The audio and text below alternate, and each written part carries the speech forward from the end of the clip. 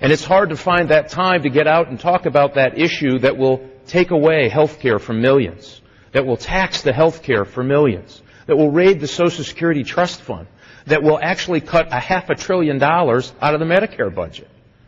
But there are things in this bill that I think the other side does not want to talk about that's in here. And that's exactly why we feel compelled to come here to offer amendments at the Rules Committee to get this thing at least where the American people can have some faith that you're going to have an honest debate. The number of sweetheart and sleazy deals in this bill, the bill that this chamber will vote on tomorrow, is sickening. It pits one American against another American. It pits one neighbor against another neighbor. And it happens time and time and time again in your legislation. If you're a retired UAW worker living next door to a retired tool and die machinist, guess what? There's a special provision where you get offsets for the increase in your premiums for a UAW worker, but the tool and die machinist gets nothing except a higher tax bill. It's wrong. It was a special provision tucked in this bill. If you're a senior citizen in Florida, here's a special provision that says your Medicare Advantage stays intact. But if you're a senior citizen living in Ohio or New York or Michigan, guess what? Not for you. You get treated different. You lose your Medicare Advantage. It's wrong. It's sleazy. It's un-American. If you're a UAW worker in Michigan, you're going to get a higher tax on your insurance plan. If you're a longshoreman in New York City, you don't pay the higher tax on your insurance plan. It's unseemly, it's sleazy, and it's wrong. These are provisions tucked into this bill we can only assume to get to the magic number to pass on this floor. You know, if you're a banker in Michigan, you no longer, after this bill is passed, will be able to make a private student loan.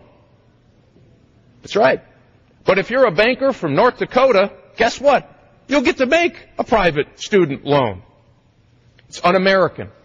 And each and every one of these sleazy deals ought to be brought to this floor and eliminated from this bill. We'll have that opportunity at Rules Committee. We'll see the commitment of this chamber to be honest and transparent. Not to mention the fact that we'll stop the Social Security raid to pay for a bill that's $1 trillion to the deficit. And do you realize, Madam Speaker, why the impact of this is so important? Because this administration has had more deficit spending than every other president of the United States combined. It is shocking and it's breathtaking.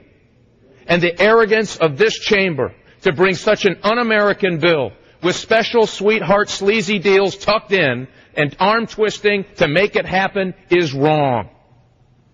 I know that the soldiers I served with fought for a unified country, a country that believed in liberty and personal responsibility and limited government. I know that today we ought to stand for that too. And we ought to ask all of this to come to light and put those amendments as a part of the bill and clean up our act in Congress. Gentlewoman from Guam. Madam Speaker, I yield 2 minutes to my friend and colleague, the gentleman from Oregon, Mr. DeFazio. Gentleman is recognized for 2 minutes. Again, I wish that the Republican side had been able to wait till later this evening during their 2 hours to raise their concerns about health care, but there are some things that merit response in the interests of truth and the American way. The gentleman before me is extraordinary. This president has deficits total larger than every other president combined. No, actually, yes, we do have a record deficit this last year. Most of it is inherited from George Bush, but it's true. Now, that's a very high year. But George Bush is the one who doubled the national debt and did accumulate more debt than every other president before him, before the collapse of Wall Street, because of the deregulatory agenda of the Bush administration and the Republican Party. No, every ounce of which I fought on the floor of this House, which brought America to its knees, which dissolved people's savings and 401ks and everything else for greedy bankers and investors and others. And the Republicans put that agenda in place when they controlled the House, the Senate, and the White House. with their deregulatory approach. So to stand here, it's even factually true. Yes, I'm very concerned about the astounding deficits, and we've got to deal with that. But George Bush doubled the debt. There is a record 1 year increase. It does not exceed even the amount of debt George Bush accumulated. He may be looking into the future. I will not yield to the gentleman, but it's not factually true. To the gentleman before him, who talked about bankrupting people because we're going to give them access to quality, affordable health care. I wish he would tell that to the woman from my district who I talked to, who got cancer, had an individual policy, and guess what? She paid her premiums, and when it became time for renewal, the company said, sorry, we don't renew policies of people who have cancer. Thank you very much for your premiums. Or the gentleman I met in the unemployment office. Could I have an additional minute? I yield an extra minute to the gentleman.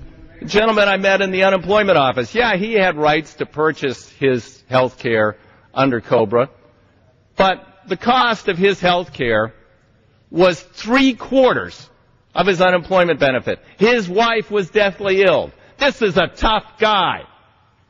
He cried in public in that office. That won't happen again if we pass this legislation tomorrow. That gentleman will not be forced to choose between keeping his home, feeding his family, and getting his wife needed health care. Under your plan, that continues. Status quo. You guys are the pets of the insurance industry, and you know it.